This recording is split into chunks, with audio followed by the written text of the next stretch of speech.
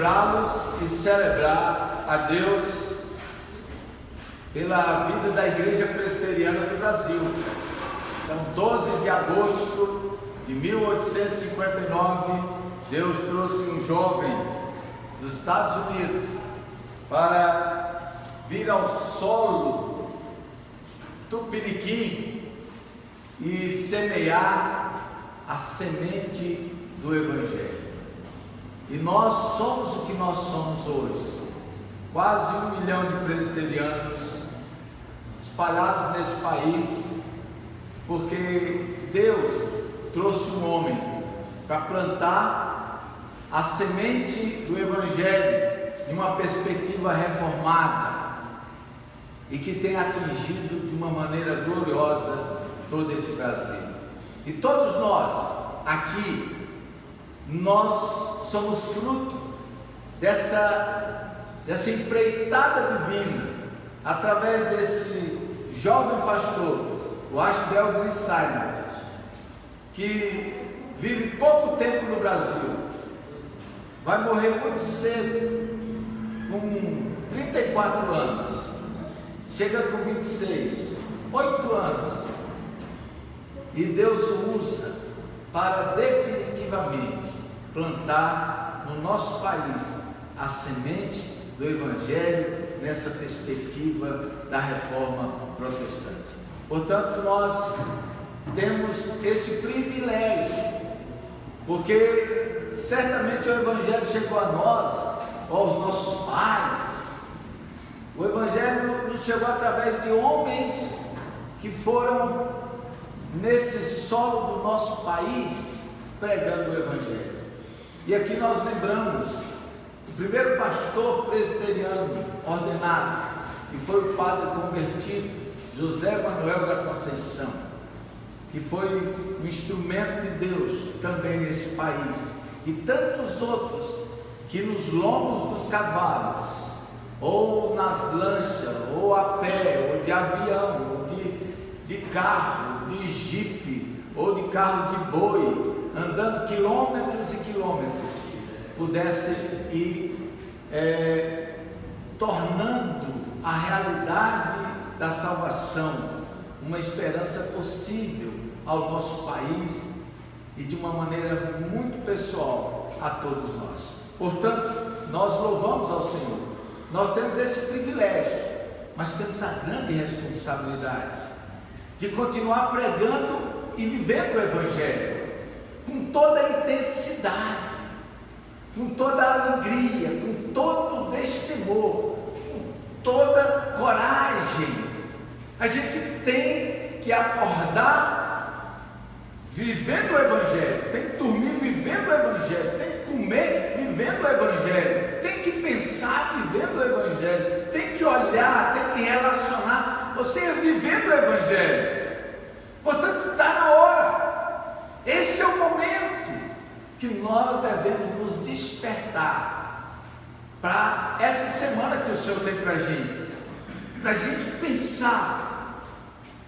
Eu quero viver o Evangelho e eu quero propagar o Evangelho, porque, como diz o escritor sagrado, é loucura viver nesse mundo sem Deus, é uma dura realidade.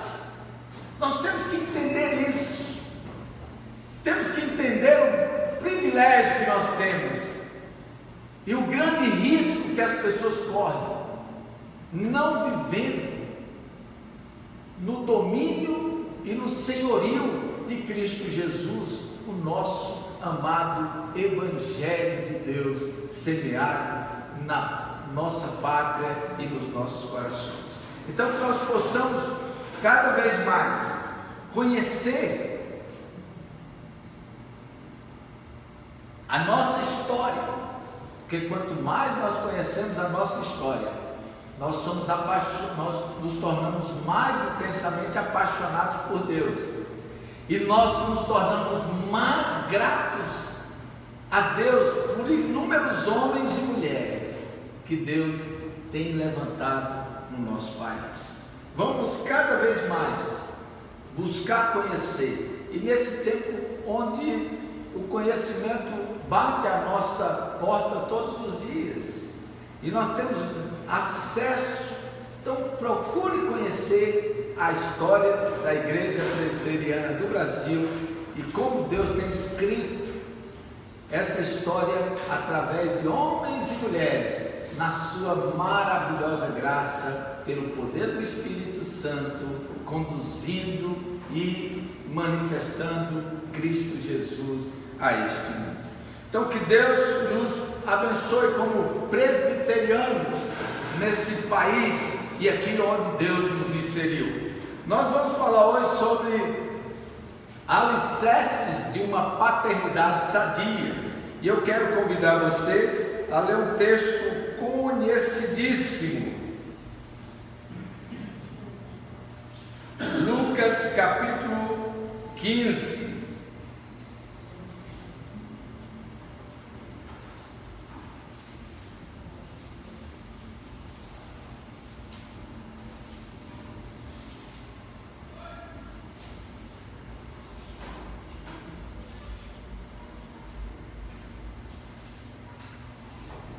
Eu quero ler a partir do versículo 11, que é o terceiro ato dessa parábola. É a parábola dos filhos perdidos, ou poderíamos dizer assim, o ato parabólico do pai amoroso. Continuou no versículo 11: certo homem tinha 2 filhos. O mais moço deles disse ao pai: Pai, dá-me a parte dos bens que me cabem. E ele lhes repartiu os haveres. Passados não muitos dias, o filho mais moço, ajuntando tudo que era seu, partiu para uma terra distante e lá dissipou todos os seus bens, vivendo dissolutamente. Depois de ter consumido tudo, sobreveio àquele país uma grande fome, e ele começou a passar necessidade. Então ele foi e se agregou a um dos cidadãos daquela terra, e este o mandou para os seus campos a guardar porcos. Ali desejava ele fartar-se das alfarrobas que os porcos comiam, mas ninguém lhe dava nada. Então caindo em si disse: quantos trabalhadores de meu pai têm pão com fartura e eu aqui morro de fome? Levantar-me-ei, irei ter com meu pai e lhe direi: Pai, pequei contra o céu e diante de ti, e já não sou digno de ser chamado teu filho. Trata-me como um dos teus trabalhadores. E levantando-se, foi para seu pai. Vinha ele ainda longe, quando seu pai o avistou, e compadecido dele, correndo, o abraçou e beijou. E o filho lhe disse: Pai, pequei contra o céu e diante de ti, já não sou digno de ser chamado teu filho. O pai, porém, disse aos seus servos: trazei depressa a melhor roupa, vestiu-o, ponde-lhe um anel no dedo e sandália nos pés. Trazei também e matai o novilho cevado, comamos e regozijemo-nos, porque este meu filho estava morto e reviveu, estava perdido e foi achado, e começaram a regozijar-se.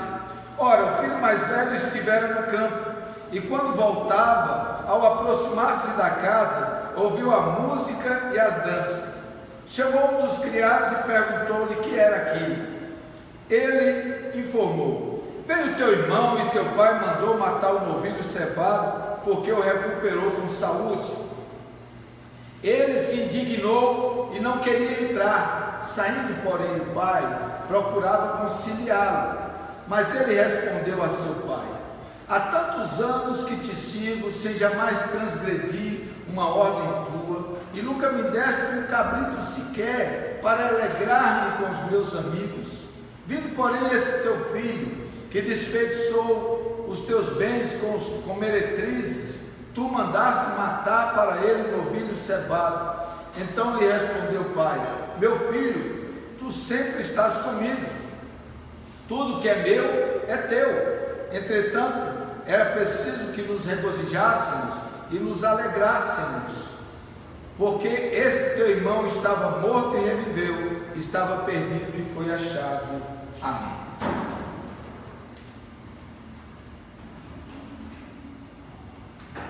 Queridos, eu quero nesta noite compartilhar esse texto na perspectiva do Pai.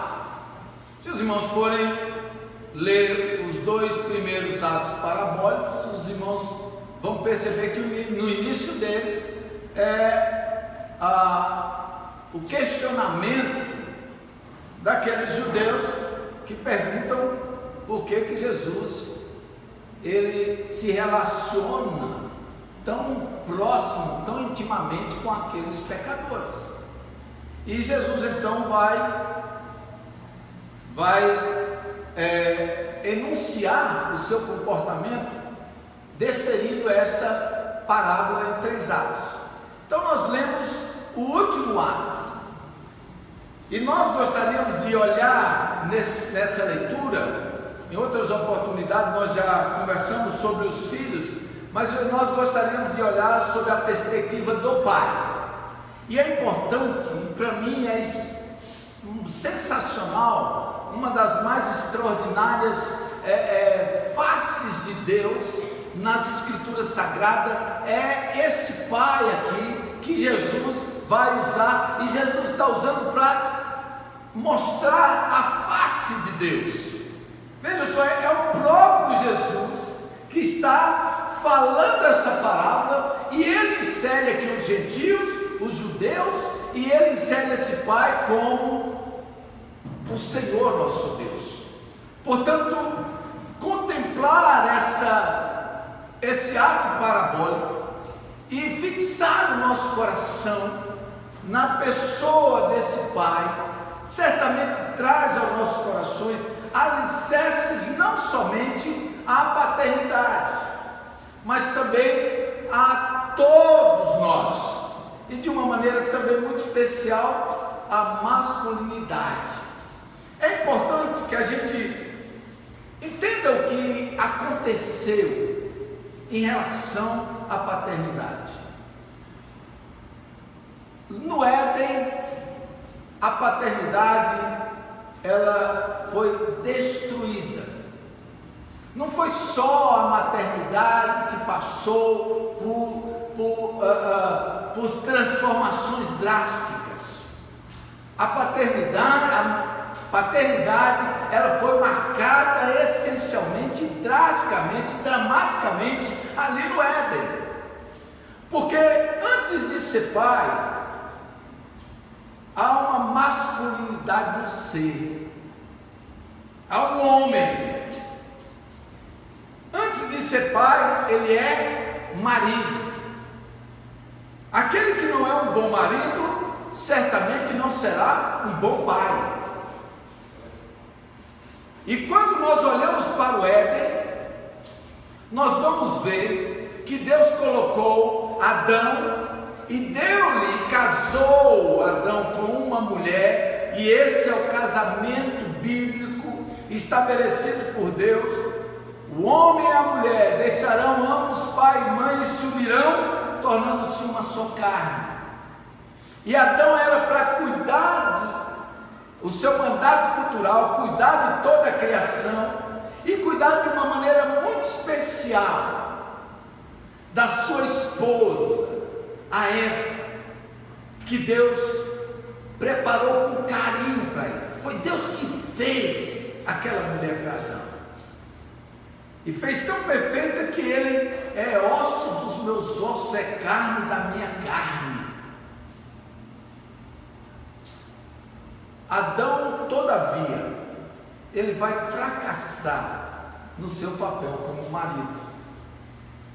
Nós vemos lá no capítulo 3 de Gênesis que o desastre, que o fracasso vem exatamente quando Adão não cuida da sua esposa. E o que é que vai acontecer? A serpente se aproxima e ela começa a dialogar com Eva. Adão era o protetor, Adão era aquele que cuidava. E nas Escrituras Sagradas diz que a parte frágil, a mulher, E não queremos abrir parênteses para a gente explicar isso, em um outro momento a gente explica. Mas o fato é que Adão é que deveria manter o diálogo com a serpente. Adão, ele omitiu do seu papel.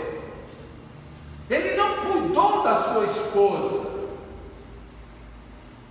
E ele deixa que Eva vá até o fim naquela conversa, e que a serpente seduza a sua esposa. Então, ali, o primeiro erro não é de Eva, o primeiro erro é de Adão. Era ele que tinha que tomar na frente de Eva, grudar no pescoço da serpente e falar: olha, você quer conversar? Converse comigo. Deus falou comigo. O que é que você quer conversar? Mas ele deixou a esposa ser seduzida pela serpente. Não somente isso, ele também se deixou seduzir quando partilhou da árvore do conhecimento do bem e do mal, que Deus disse que não deveria comer. A partir daquele momento, a estrutura do relacionamento homem e mulher, esposo e esposa, foi profundamente comprometido. Agora, aquilo que era tão harmoniosamente, cotidianamente vivido, agora o texto diz que Adão olha para Eva e Eva olha para Adão, e eles se envergonham. Eles se envergonham um do outro, e eles vão então tomar folhas de figueira e vão tentar cobrir a nudez. E os relacionamentos então, a partir de então, o casamento torna-se um relacionamento marcado, manchado pelo pecado. Esse é o fracasso da paternidade. Mas Deus é tão glorioso, tão maravilhoso, que Deus envia Jesus. O primeiro Adão fracassou, Cristo vem como o segundo Adão. E as Escrituras dizem que Cristo, ele vive sem pecado, ele satisfaz a lei, ele vive plenamente a lei espiritual, porque o caráter, somente o caráter espiritual dele, a natureza dele, poderia cumprir toda a lei. Ele foi perfeito diante do Pai, perfeito a ponto de ser o único capaz de morrer como o Cordeiro de Deus que tira o pecado. Portanto, Jesus vem, e é Jesus que vai restaurar a paternidade, porque Jesus restaura a criação. A todos quanto creram, deu-lhes o poder de serem feitos filhos de Deus, a saber, os que creem no seu nome. Então, somente em Cristo Jesus, o homem é restaurado à sua plena masculinidade. Somente em Cristo Jesus, o homem é restaurado à sua plena conjugalidade. Somente em Cristo Jesus, o homem é restaurado à sua plena paternidade. Fora disso, viveremos nessa terra feridos e sendo escravos do pecado. Por isso é que é importante que a gente entenda de uma vez por todas que o problema da nossa sociedade, em primeiro lugar, é exatamente a falta de homens segundo o caráter de Cristo. Esse é o grande drama da humanidade. São 5 milhões de filhos nesse país que não levam o nome do pai na sua certidão de nascimento. Ou seja, o fracasso do homem destrói toda a sociedade, mexe com a sociedade e levanta-se, e aí começa a levantar-se os extremos. Se o homem fracassou, é porque o papel da mulher está sucumbido. E aí nós começamos a ver uma sociedade em decomposição, porque o homem fracassou no seu papel de homem, papel de esposo, papel de pai. E nós devemos entender o alicerce dessa estrutura a qual vai fazer com que nós sejamos homens plenos, homens conforme o caráter de Cristo, conforme a plenitude de Cristo, para trazer mudanças reais, significativas, primeiro na nossa própria existência, na nossa constituição emocional, na nossa maturidade, na nossa perspectiva, na nossa psique, na nossa espiritualidade, e depois tornar o nosso lar um lar de transformação nessa sociedade.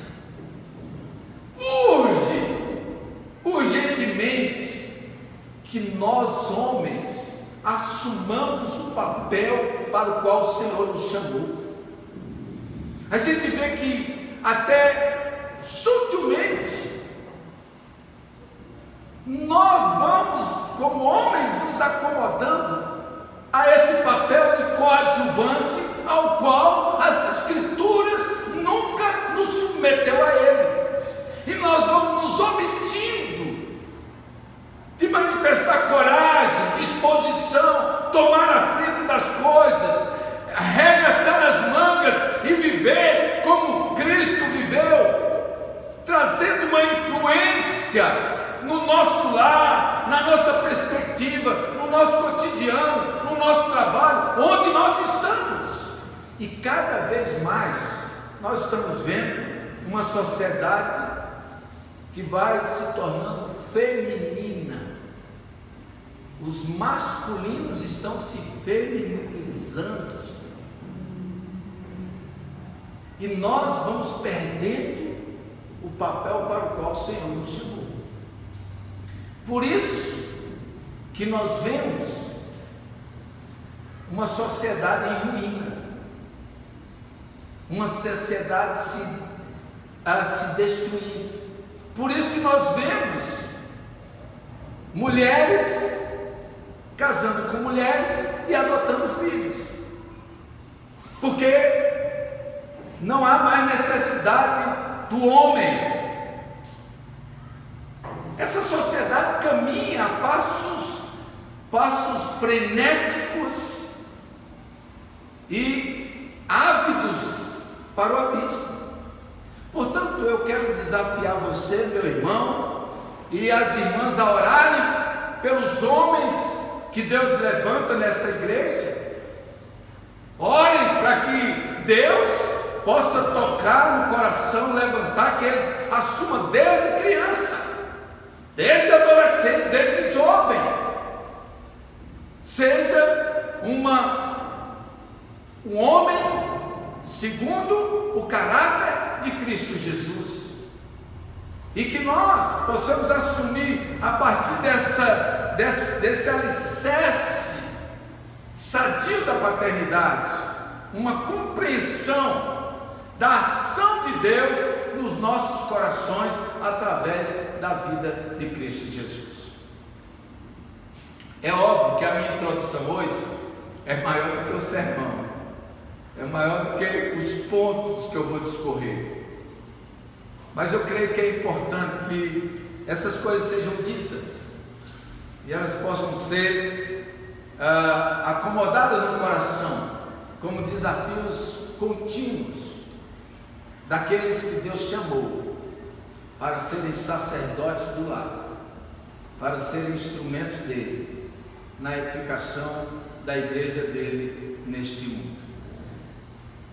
O texto que nós lemos fala de Deus, o Pai perfeito, e que nos chama como seus filhos amados.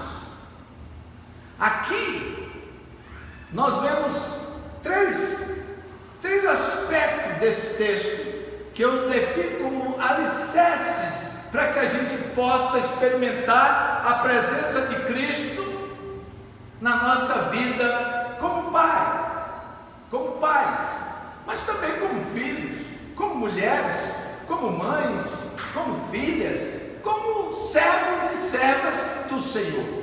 E o primeiro alicerce que eu queria olhar, fitar para o Pai, e o nosso olhar, o nosso holofote no texto vai exatamente para a pessoa do Pai.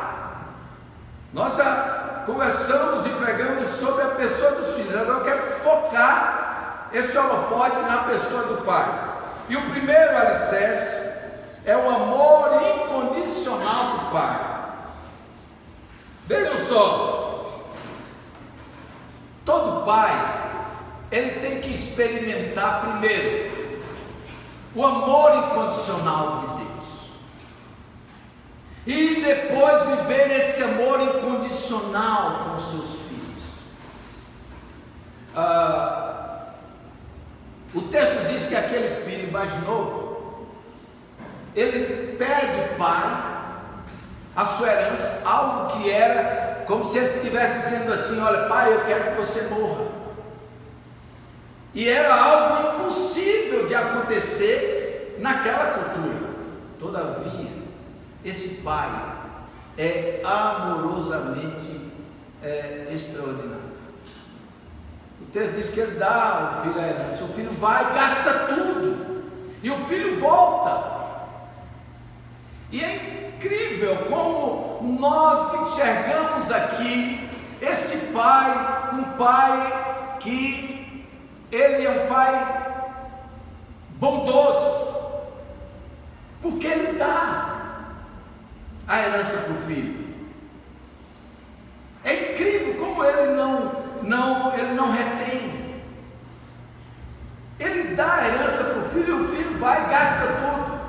Mas é incrível como o filho volta, e aqui nós temos um coração de um pai acessível.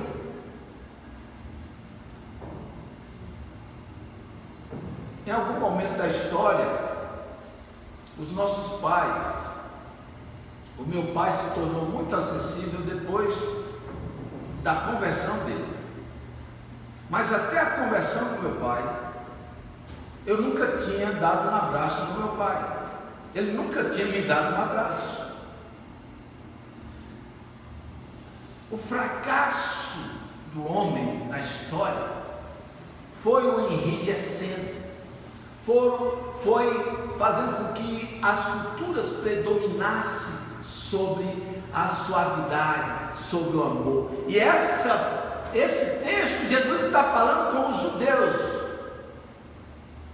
que em certo sentido foram se formatando como povo a partir desse fracasso do homem, desse enrijecimento.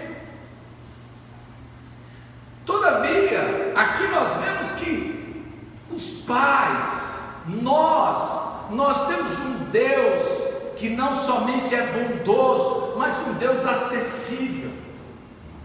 Um Deus acessível. Aquele menino volta, aquele jovem volta, todo maltrapilho, fracassado, estrupiado, envergonhado, arrependido, e ele volta ali sujo, fétido, mas os braços do Pai estão abertos para acolhê-lo num abraço que ele vai de encontro ao filho.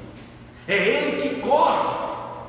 Nós temos que experimentar o amor desse Pai, esse amor incondicional, que não nos torna sentenciados a qualquer que seja a quarentena existencial, para depois a gente comparecer diante dele para uma audiência. Esse é o coração do Pai, que restaura o coração dos pais, que restaura a paternidade das nossas vidas. É o Pai que corre ao nosso encontro, que nos abraça, que nos beija. Você já imaginou Deus beijando? Você já imaginou Jesus beijando? Nós vamos construindo a imagem, a face de Deus, caricaturada pela cultura, pela religião, e nós vamos então quase que tornando Deus aquela imagem medieval. A face de Deus está aqui. O Deus que veio até nós e nos abraçou na cruz, com seus braços abertos, morrendo por nós, por amor, porque Ele amou, Ele se deu por nós, Ele enviou seu próprio Filho para nos abraçar. Portanto, o alicerce da paternidade é aqueles que experimentam Deus, experimentam o amor de Deus e vivem esse pleno amor, primeiro, para com os seus pais, para com seus irmãos, para com seus amigos, seus inimigos, para com a sua esposa. Nessa semana completou 12 anos, é isso, da Lei Maria da Penha. E nessa semana que celebrou os 12 anos da Lei Maria da Penha, nós tivemos 3 casos aqui em Brasília, horríveis. Menciono apenas um, de um homem, um soldado, que ele foi até a casa, desceu da sua condução, entrou, atirou na sua esposa, matou a esposa, depois atirou em si próprio, tirando a própria vida diante dos 2 filhos. Vocês, queridos, essa é a revolução, é uma nova geração de pais, e que não depende da idade. Nós temos aqui vários que já têm 20, 30, quem sabe 35 anos de casado, ou 5, ou 6, ou 7, não!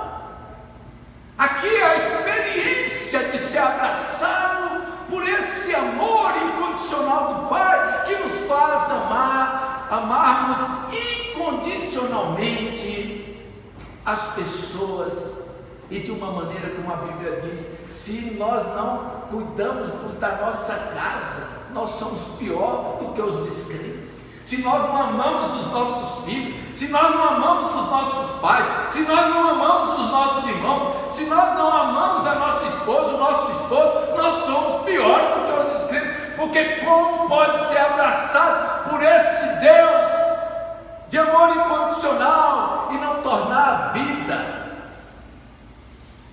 uma agência onde esse amor se derrama sobre tudo e sobre todos? E eu vejo que a hora está passando, e deixa eu ir aqui para o segundo aspecto, segundo alicerce que eu gostaria de trazer ao teu coração. Nós vemos aqui o perdão incondicional do Pai. Vejam, o texto é belo. Um pai que espera o filho, um coração de compaixão, um coração que busca, um coração que abraça, um coração que beija e um coração que perdoa.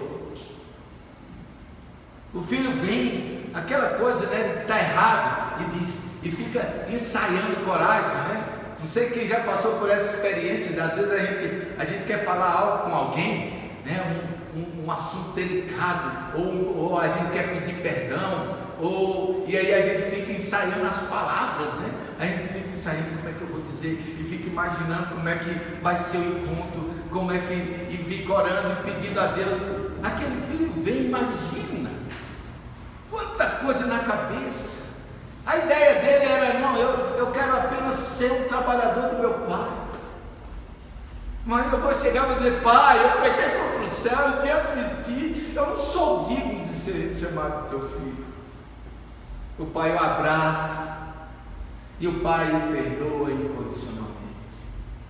O pai não coloca aquele jovem numa quarentena espiritual para gradativamente ele ser inserido no coração do pai, porque nunca ele saiu do coração. Quem não sai do coração, não há escala hierárquica diante dos atos, dos tropeços que fazemos. A hierarquia nossa é a cruz, a hierarquia nossa é o túmulo vazio, a hierarquia nossa é o caminho está aberto, e nós temos livre acesso ao Pai, e o Pai nos perdoa incondicionalmente. O coração de um pai tem que ter o alicerce desse perdão incondicional. Todos podem condenar, mas o coração do pai, o coração daquele que é perdoado por Deus em Cristo Jesus e por Cristo Jesus, é aquele também que perdoa. É aquele que nada, absolutamente nada, vai fazê-lo criar uma penitenciária no coração e encarcerar quem quer que seja, muito mais um filho. Quantas dores, quantas brigas, quantas desavenças, quantos pais que eliminam filhos, e quantos filhos também que eliminam pais, porque falta o perdão. Aqui a Bíblia diz que a face de Deus é que Deus é o Pai que nos perdoa incondicionalmente. E eu quero finalizar, queridos e amados, falando que o terceiro e último alicerce que eu gostaria de destacar, a partir da minha percepção do texto, é a restauração incondicional do Pai. O que é que o Pai fez? O texto diz que o Pai, quando o filho: pai, eu pequei, o pai: meu filho, o pai abraça o filho, e o pai dá aquela alegria. Ele não ficou, ele não está, ele não sentiu afrontado, ele não está com o pé atrás. Quem ama não tem pé atrás. Eu acho extraordinário a expressão joanina, quando diz: o amor lança fora o medo. Quem ama não tem medo de se relacionar, não fica com o pé atrás, a gente se entrega. Não há decepção que faça a gente viver cerceado dessa liberdade de amar. E aquele pai, e isso mostra que Deus é o Deus que não tem o pé atrás. Deus é o Deus que vai, abraça aquele jovem e chama os criados e diz: trazei depressa a melhor roupa, leva ele, dá um banho, vai lá, toma um banho, coloca a melhor roupa, dá um grau aí nesse cabelo, se ajeita, pegue o anel, pegue a sandália. Eu quero meu filho bonitão e nós vamos fazer festa. E o pai também vai atrás do outro, o perdido, que mora em casa, que faz tudo por obrigação, que está na presença do pai, vive com o pai, mas não tem prazer no pai. Aquele que não tem prazer vai, aquele que fica não tem prazer fica, por causa das coisas do pai, e ele não entende.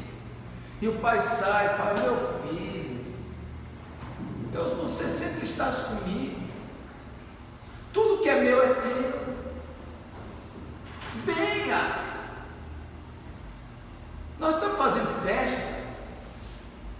Porque esse teu irmão, e quando ele fala com o pai, ele fala, esse teu filho.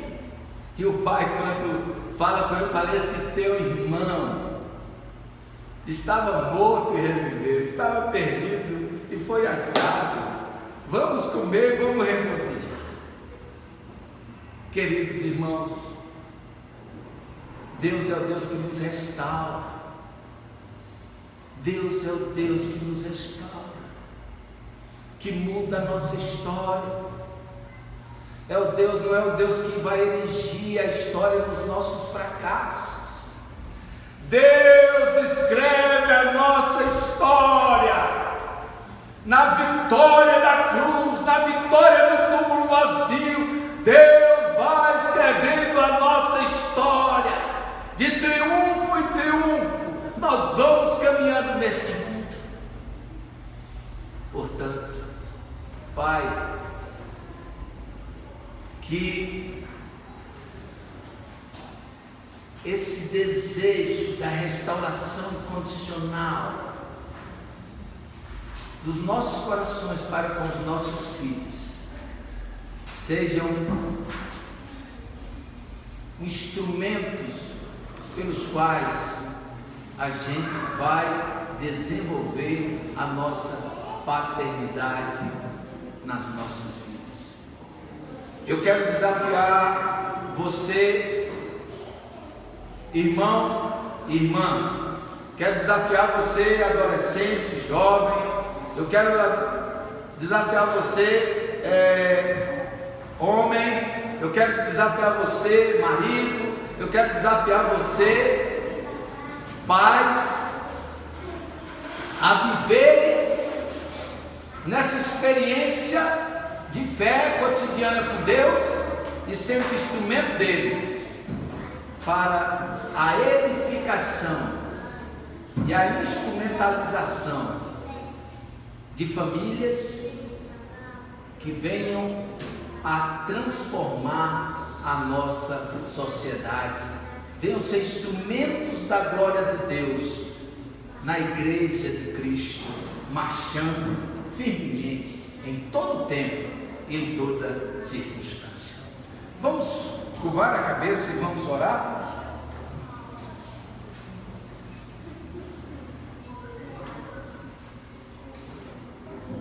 Pai Santo, nós estamos diante do Senhor, diante do Teu grande amor. Ó Deus, muito obrigado, porque o Senhor não desistiu de nós, e o Senhor doce e perseverantemente, ó Deus, em Cristo Jesus, continua trabalhando nas nossas vidas, para que possamos em Cristo Jesus viver em quaisquer circunstância e estado, a plenitude da perfeição dEle, como instrumento dEle, para a transformação dessa realidade em caos, para uma realidade de vida, para uma realidade de vitória. Nós te agradecemos, porque Tu és o nosso Pai, e o Senhor tem dado aos pais também o privilégio da experiência de experimentar, ó Deus, dia após dia, esses alicerces que a Tua palavra, ó Deus, nos fortalece, nos edifica e nos consola. Assim nós oramos no nome de Jesus. Amém. Amém.